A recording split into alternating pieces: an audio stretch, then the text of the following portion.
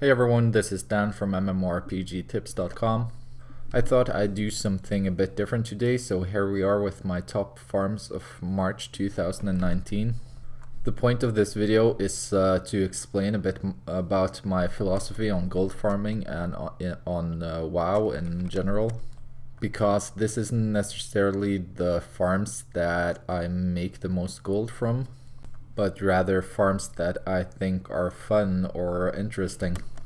Some people do farm just to make the max amount of gold in a short amount of time, but I think a lot of people that do gold farming do it because they enjoy gold farming and because there's not much other enjoyable content if you don't like the current content of BFA. So some people do transmog farming or mount farming, and people like me do gold farming. And it's just a way to use your head and use your creativity in the game to find new and interesting ways to get new cool items that you can sell. If I were in it just to make a lot of gold, then I would just farm herbs or do current content professions or sell boosts and stuff like that.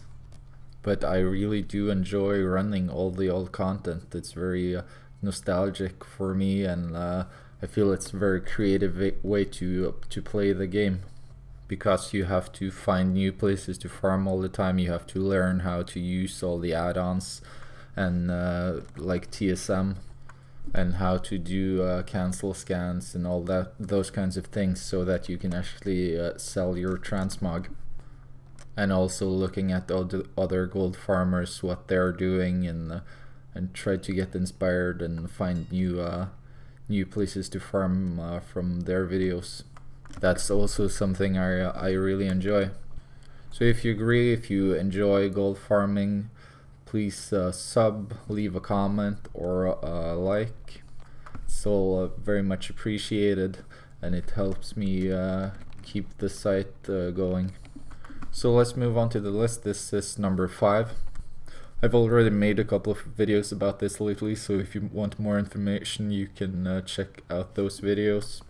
But it's basically just open world chest farming with an outlaw rogue using Gathermate, and you just fly around. Either the best places are Northrend and Outland. You don't have to do it a lot, I just fly through a couple of zones every now and then, and can usually pick up a rare transmog for around 50 to 100k in 5 to 10 minutes. You do get a lot of the same items, so this isn't something that you have to do a lot, but it's just a nice change to just fly around and enjoy the scenery for a couple of minutes every now and then. Next up we have the Isle of Giants. This is a really popular and well-known farm. It can be really overcrowded, so I would recommend, if you have an alt, you can just park here. You can come back and check if there's not many people here, and it's a really good farm if there's not, since the dinosaur bones sell pretty quickly and for quite a lot. It feels just like picking gold up from the ground, actually. I also feel like it's a relaxing farm. You're just on a tropical island killing some dinosaurs, running around. I really enjoyed this area back in Mists of Pandaria, and I just like coming back once in a while and filling up my dinosaur bones. It's always good to have dinosaur bones at all times on the auction house, since they sell so well, so they become a good source of income. Number 3 on the list is my current favorite vanilla dungeon, Maraudon. I just made a video on this, and I actually didn't like this dungeon at all before, but I recently came back and it's actually pretty nice. What makes it good compared to a lot of other dungeons is that you get both high value transmog, mid value transmog, and you get a lot of items that sell faster. And that's one of the things I really appreciate when farming, is to get the few of those items that I can sell the same day or the next day, and I don't have to wait for months like with the transmog. So if you get a little bit of both, that's always good.